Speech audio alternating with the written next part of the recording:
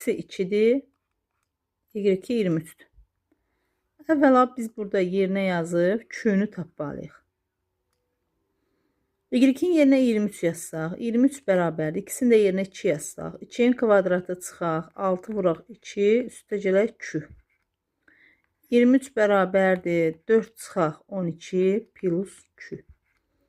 23 bərabərdir, 4-dən 12'sini çıxanda -8 plus Q. 23 plus 8 bərabərdir Q-yə. Buradan Q-nü tapırıq 31.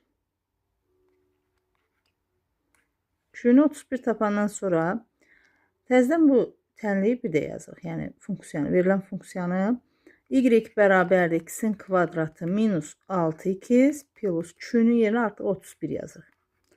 Buradan sonra da yenə də 2 üsulla həll edə bilərsiniz. Birinci üsula əsasən yəni n ilə tapa bilərsiniz.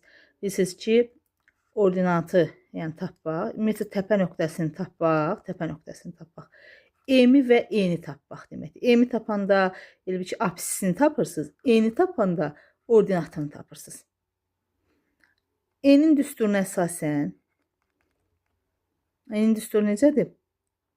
Mənfi b kvadrat minus 4ac böl 4a. Buradan gətirib yerinə yazsaq, mənfi kəsrin qarşısındadır. B bilirsiniz, x-in qarşısında duran əmsaldır. -6, -6'nın kvadratı eləyir 36, minus 4 vuraq. A-mız x kvadratının qarşısında duran əmsaldır 1, c-miz isə 31, bölək 4 vuraq 1. Mənfi, deməli 4'ü 31'ə vuranda 124, 36'sını çıxanda 88, amma -88 bölək 4'ə. Kəsrin qarşısında da mənfi var, 88'in qarşısında da mənfi var. Bir yerdə müsbət eləyəcəklər və 88'i 4'ə bölündə qalır 22.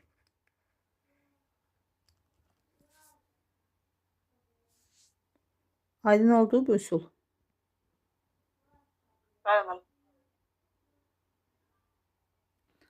Burada demişdim ki, Q-nü tapandan sonra 2 üsulla tapa bilərsiniz. Bu birinci üsul idi.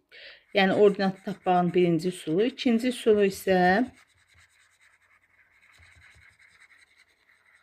yəni buradan sonra başqa bir üsulla da əldə edə bilərsiniz. O da ki, belədir ki, deməli düstur düzəldə bilərsiniz.